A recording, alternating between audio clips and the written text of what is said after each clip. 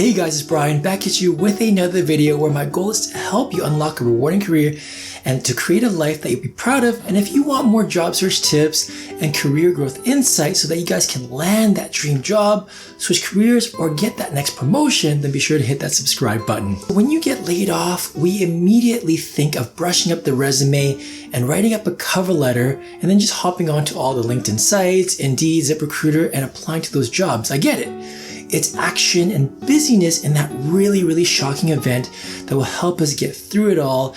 And the faster we act, the faster we get to work. Well, in the environment that we're currently in, and by that I mean it's super competitive, this approach isn't going to work. And instead, I want you to put all that stuff on pause and let's tackle your job search more strategically. And why am I saying this? Well, I can tell you right now that the good news is that companies are hiring, and you may have seen 10 job postings right now that you're kind of like itching to apply for, and I'm asking you to consider holding because we want to make sure you're putting your very best foot forward.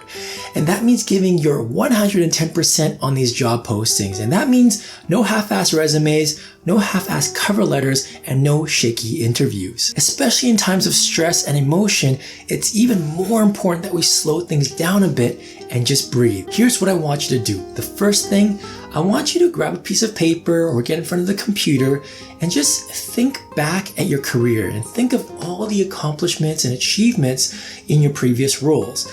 No, I'm not asking you for what you did. I'm asking you for your accomplishments and your achievements. And I want you to come up with about 3 to 5 achievements for each role you had. Now, this might take an hour or a few days, but take as much time as you can comfortably afford to do this. Next, for each accomplishment, I want you to think back of all the details, the background, the outcome, the whole thing. And to help you, you can use the START method: situation, task, action, result, and transformation. And I go more into detail about the START method in another video. I think it was Tell Me About Yourself Without Work Experience, but how to answer that question. I'll have a link in the description down below for you to see that you can check that out. Don't leave out any details and just write it all down as if you're telling me a story about it. Stretch that memory muscle. Think back of the time, look back at your notes, maybe look at your resume, talk to colleagues, friends, family, whatever you need to do to stimulate your brain to remember all the details. Moving on, I want you to think about what's next in your career. Like, do you plan on doing the same job that you've been doing prior to the layoff? Or do you want to transition to maybe another industry that is more secure, or maybe do something completely different? And whatever your answer is, I want you to commit to it. So let's say in your case, you decide that you're going to stick to what you're currently doing because, your expertise and experience best supports it. So you're committed to this. And because you know that, you're going to now do some recon work. And that means going after job postings that you like. And in those job postings, looking for keywords, qualifications, skills that just keep popping up over and over again. And of those, I want you to determine which ones that you can truly deliver on, that your experience has and can back up.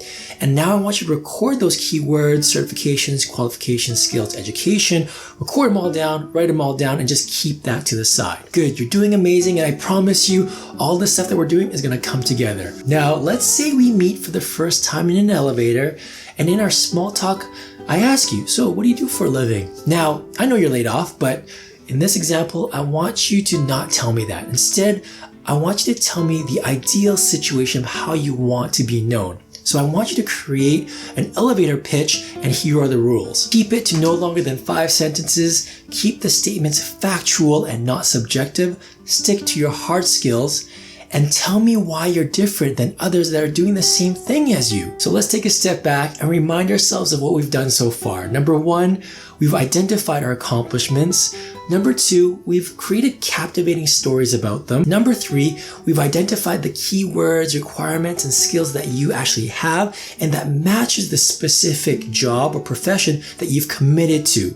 And number 4, you've created an elevator pitch that tells me what you do, what value you bring, and how you're different. Now it's time for us to create your resume, and guess what? This is going to be a piece of cake. In your resume, you have your name, address, contact information, and details. Then you're going to have a profile summary right after, which happens to be your elevator pitch that you just created. Next, take your list of key skills and keywords and requirements and add that under your profile summary. And if you have any nice to have skills, like for example, maybe you speak another language or hold another certification that the company could use in the future, put that underneath. And now for your work experience section, I want you to put the titles and the places you worked along with the dates, but now I want you to pop in your accomplishments that you had in each role. Just like that, you've created a resume that's miles ahead of the competition. It's got a strong and succinct profile summary up top, keywords that match the job, and then in your work experience, it's accomplishment based, not task based. Oh, and remember how I had you craft detailed and captivating stories about your accomplishments? Yeah, now you have all the content you need for your job interview. See, I just Mr. Miyagi'd you, and all the stuff that we did had the specific purpose of properly preparing you for your job search. Everyone else rushes to the resume without any thought, and they end up having a very weak profile summary, assuming they even have one at all, and they don't even know what kind of job they want, and it shows on their resume. And then lastly, their work experience is task-oriented, not accomplishment-driven, and they end up just winging the interview. And really, it's all because they didn't put the work and effort up front.